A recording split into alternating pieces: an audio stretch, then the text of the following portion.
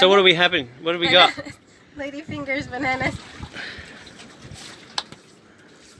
¿Qué vas a pescar más?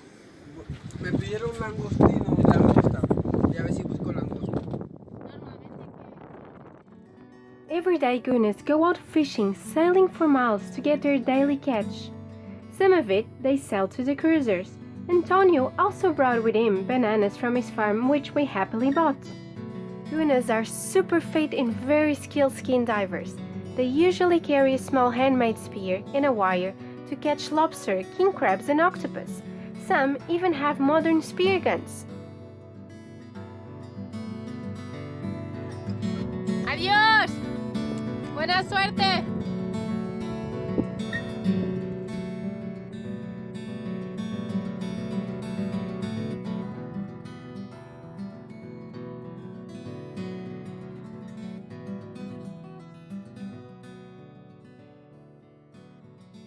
The beautiful Margarida wants to take up spearfishing, she announced to me. And I'm all for it. She's a little bundle of attacking goodness. Can't wait to see what she brings in. Hopefully she doesn't shoot me. Anyway, it's all good. We got her a gun. We got some tiny rubbers I put on it. And so, I'm going to put Margarita on the spot here. I'm just going to ask her what, because she's gone out snorkeling with me whilst I've been spearfishing, what have you noticed that I do while spearfishing? Besides miss a lot of fish, that is. I'd say that he goes straight to the bottom and he holds on to the reef and he pulls himself over the reef while he tries to. What about if I'm just on the bottom? What do you mean? On the sandy bottom, what do I do? I don't know. I didn't notice. I just dig my hand in, or I grab onto a weed, or there might be an odd rock, and I pull myself along. Oh, okay. What are my fins doing? They stand still. Yeah. So I'm not finning at all. Okay. Do you know why? No. Because as I fin, the fish pick up on it, and it tends to scare them away. Oh, okay. So that's one general rule. So two general rules. So get to the bottom and don't use your fins. Yeah. Okay? So we got the gun. How do you load it? Basically, always make sure, usually the rubbers flop over like that. Always make sure the rubbers are on top. Okay. Your tether is where the little ridges are in the spear. Okay, so that goes on the top. What's the tether? This is a tether, Oh, okay. the rope, or the mono. You put it in, go underneath the rubbers, or through the rubbers really, and that goes all the way to the end, and make sure it clicks. Oh, yeah. Then your tether goes underneath that one on this side, Yeah. over, then stretches all the way to that little hook. Because you've got bungee here, pull that down and that'll give you a little bit more free space and then you can release it. If that hook is not rigid, it means the shaft is not in. Okay. So you need to click it in. Okay. Okay? And then in the water, you put this in your hip or preferably on your chest. You simply load the rubbers, first rubber first, so the rubber closest to you, this one, that goes onto the first notch, Okay. and the second rubber on the second notch. Okay. If there's a fish, say you've shot and you're loading and and there's a fish going past, you only have to load one rubber. So just load any of them to the last one because that'll give you a bit more power. Okay. And then shoot. So you don't need two. Two would be better, but you might not have enough time. Okay. Alright, there you go. Lesson 101 in dodgy spearfishing technique. Let's see what she brings back. She'll probably bring back more fish than me. Spearing with the lovely Margarida. You can see she's hip loading here. but we should change that to stomach or chest so she can load stronger rubbers in the future. I should point out that because I'm filming close by, this is not good for Margarida at all. The best spearfishing is done by yourself and often in bad visibility, both of which would not give us any footage at all. So it's all a bit of a compromise and makes it harder for Margarida, so let's just bear with her. As a beginner, there are always lots of misses, but also due to the relative weakness of the rubbers, Margarida's range is very small, only about a metre from the tip of the gun, which is certainly not good. We need to work on a different loading technique, and then I can get some shorter rubbers happening, and then it'll be sweet. I have never seen such breath hold and such unhurried action from a beginner. This is exactly what we want. We need to keep a minimum profile from the front, so the fin sticking up out the back is bad, so I need to either make some ankle weights for her or put a little bit more weight on her weight belt.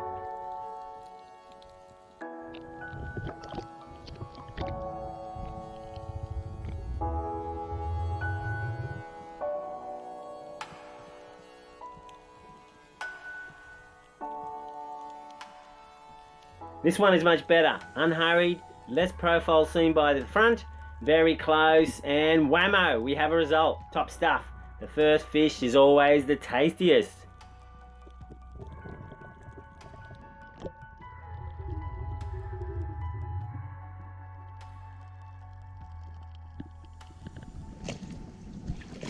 So someone's a bit happy today. Were you happy the other day? No, Why not? because I didn't caught any fish. And But I caught today. what happened? What happened the other day? The other day I was not used to loading the gun yet, but today I got better, so I was able to shoot. Because the other day I got too long putting the rubber and then I couldn't, and I was getting frustrated. And you got angry at me, didn't you? I did. Yeah. But you're happy today, aren't you? I got my first fishy. And this fish is excellent smoked. It's a parrotfish. It's excellent smoked. And So it's super pretty when it's in the water. And this is a male.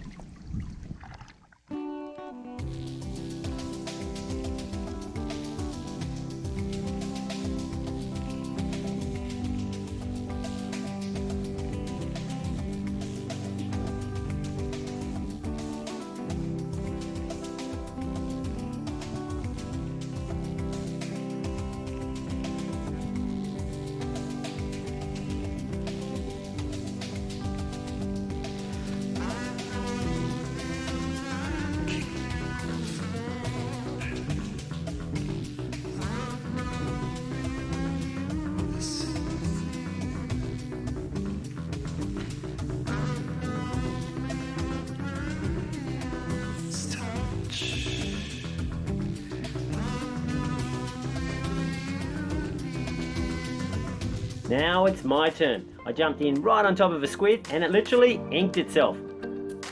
This ink is amazing stuff, but don't get it onto an inflatable boat that's a pretty colour. It'll never be the same colour again. Sometimes you have to be a real sneaky bastard in spearfishing. Careful and slow. Just a little peek over the reef and see what's on the other side. Aha! We have a few schoolmaster snappers just sitting there. A quick retreat, and now a long dive the long way around this reef, and hopefully we'll ambush them from behind. Woohoo!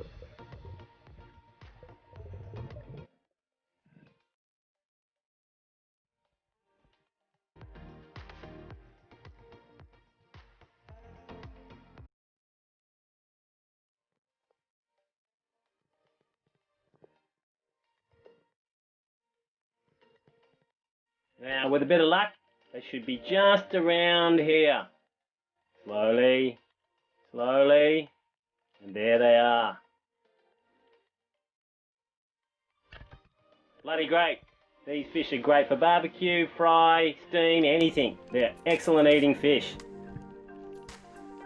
We moved the dinghy to the windward side of the reef where the waves are. This is perfect for snapper, and here one comes now. I should point out that I hate safeties on all spear guns, and I try to disable them, but these are new guns and I haven't disabled it yet. Come on, baby. Oh, here we go. What a magnificent specimen, but you're kidding me, the safety is on. What a bugger. I'm lucky to get a second chance. Whammo. What a magnificent fish. I completely disabled the safeties after that. We got a bit of success today. Yeah, look at the difference. Yeah, but you got to start somewhere. I cannot believe how well Margarida does it. She holds her breath so well, and she gets closer and closer and closer, and I found out why. It's because she doesn't like loading the gun. So she got so close to this fish there was no possibility of missing it. So good on her. How good's this, people? The owner of Voss Ceramic Knives was watching a previous episode and saw the crappy rusty knives that I had on board, so he sent us a set of his. How good's that? We've been using them for about a year now and they are still sharp and are the bomb. All boats should have a set of ceramic knives on board. As you can see, filleting fish wastes a huge amount of fish, besides my dodgy style of filleting, that is. But not to worry, people, we always use the whole fish. We either smoke the carcass or steam it and pick it clean. Some of the tastiest parts are to be had, not on the fillet. Alright people, what do you think we got here? A SIG?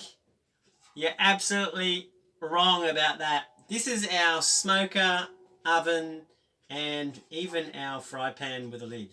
What I did is I went to the junkyard in Guatemala. I think it was Carlos's. And so I got two of them. And I got him to weld up the hole in both. And what you just simply do, and you're done. He also welded up a few of these. These are the trays that all the fish go on. They're all different heights, so we can have multi-level. So that's our oven slash smoker. I'm very, very happy with it. It's probably one of the few things that has actually worked on the boat. So what we're going to do is to salt the fish. A fish like this one, for example, I'm going to slice so the salt goes further into it, and on the other side as well. You can put some brown sugar if you want, but I really like the fish, and this is a smaller fish, this one, so it should be quite sweet, so that's good enough. You'll get used to knowing how much salt you use.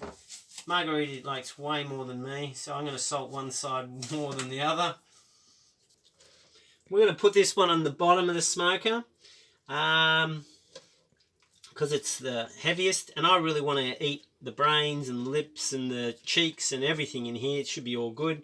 So it'll last, it'll be in the smoker the longest, and everything higher up we'll just remove after 15 minutes or so. We've also got a baby little squid, which I'd like to try smoking as well. Now this came from the coconut palms. When the leaves come out, they've got this stuff in between the leaves, or in between the palm fronds, and it looked pretty good. So we didn't get any sawdust because we couldn't find any sawdust. So you can collect this stuff on the islands, and that's all you need. First layer. I hope it fits in. Ah, look at that. Beautiful. This is the liver from the snapper. And it's also the roe. That's the roe down here. And this is the liver. Alright, and here's our last layer. Lid goes on. Turn it on. I reckon the smaller snapper, that'll be done in about 15 to 20. And the bottom one, maybe 25, because it's quite thick. It's ready, and I finished all the squid. This is the last bit, and it's super, super good having smoked squid. If we catch more, we'll have it more because it's really, really good.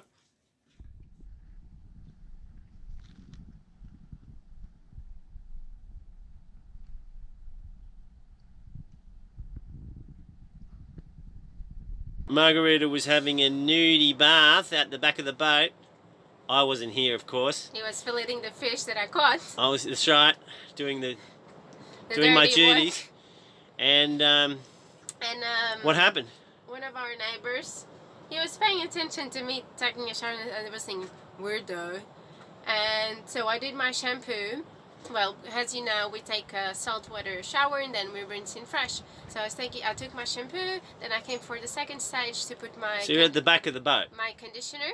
You're at the back of the boat, in the water? Yes, in the back of the boat. And the guy came with the thing. I said, oh no, no, I'm naked. And he came and he said, please don't finish your shower, finish it inside the boat. I just saw a crocodile. It was literally 1 meter from my boat and he was coming towards the boat. Please stay inside the boat. Don't jump again. Don't ever again take a shower at the end of the day here, please. And then he went towards the beach to say to Peter there was a crocodile around because you were near the water on shore. So then we actually then saw the crocodile and Peter started following him on the dinghy. I didn't saw the size, but it looked quite big. So it could have got me. That's why maybe it was coming towards me. Oh yeah, he's definitely... Margarida, you're a perfect size for that crocodile. Perfect size. I was not his meal today. Yeah. Thank goodness. So there's a bit of excitement there, people. I chased it a bit in the dinghy. I reckon it was close to 3 metres, so it was reasonable. It certainly would have given Margarita a go. I'm not scared of a 3 metre croc. I'm just scared of spiders.